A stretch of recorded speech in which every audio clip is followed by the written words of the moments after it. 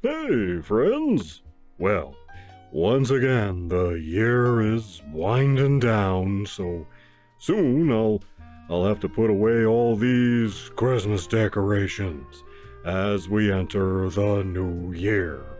But before that happens, I thought it might be fun to take a look at a holiday offering for New Year's.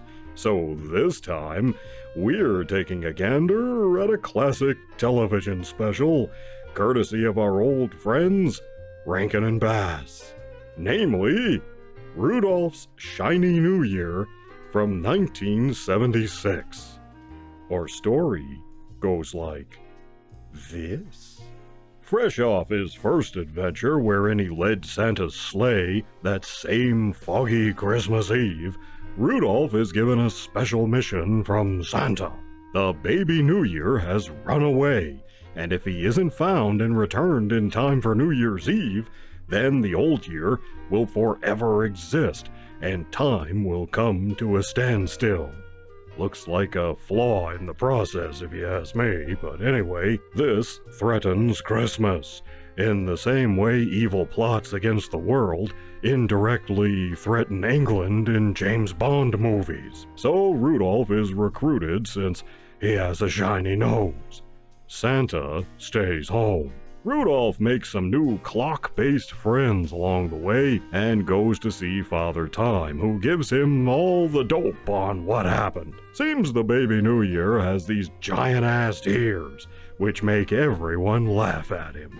So he runs away from home, not knowing he could one day be the next Clark Gable. Rudolph, being a fellow misfit, has to find the baby New Year and convince him he isn't a loser. He searches the archipelago of last years. Each island in this here archipelago is reserved for a past year, and time is forever frozen in a given year on a given island. So one of the people he meets from the island of 1776 looks like Ben Franklin, and it's always the 4th of July there. And yes, there is a villain of the piece, old Aeon, played by the atomic turkey from the Giant Claw. He wants to kidnap the baby New Year to stop time, since he only lives for one Aeon, and his life will end on that New Year's Eve. Can Rudolph save New Year's the way he saved Christmas? Will Aeon win and stop time? And after going a whole week without getting changed, just how nasty is that kid's diaper? Although they had made other things, the original Rudolph special from 1965 is what truly put Rankin and Bass on the map. And the early to mid-70s was their heyday, as they cranked out holiday special after holiday special. In fact, a Rankin and Bass special seemed to be announced with each new holiday that came along. So, unfortunately, some of those specials aren't that great. Rudolph's Shiny New Year was the first of several Rudolph rehashes, none of which were able to capture the charm of the original.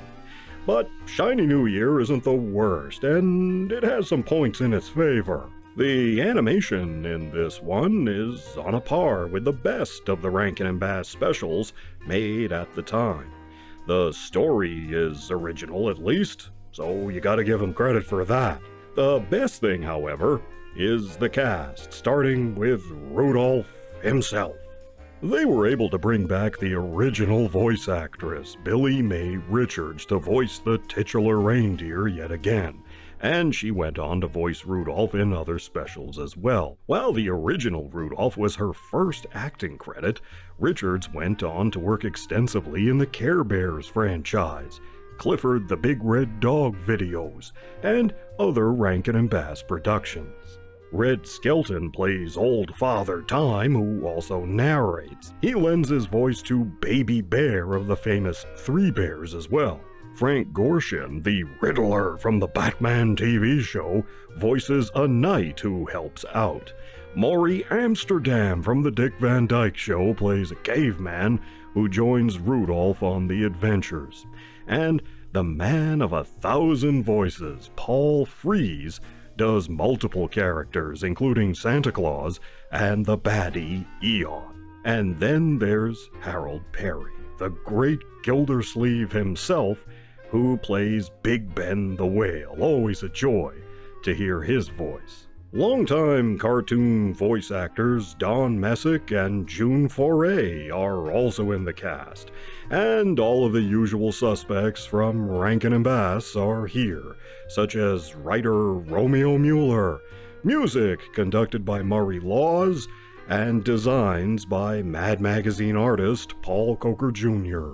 If the original Rudolph is worth 4 paws, I guess this one is worth at least 2.5. The songs aren't particularly memorable, and overall this one isn't as good as other Rankin and Bass outings made at the same time.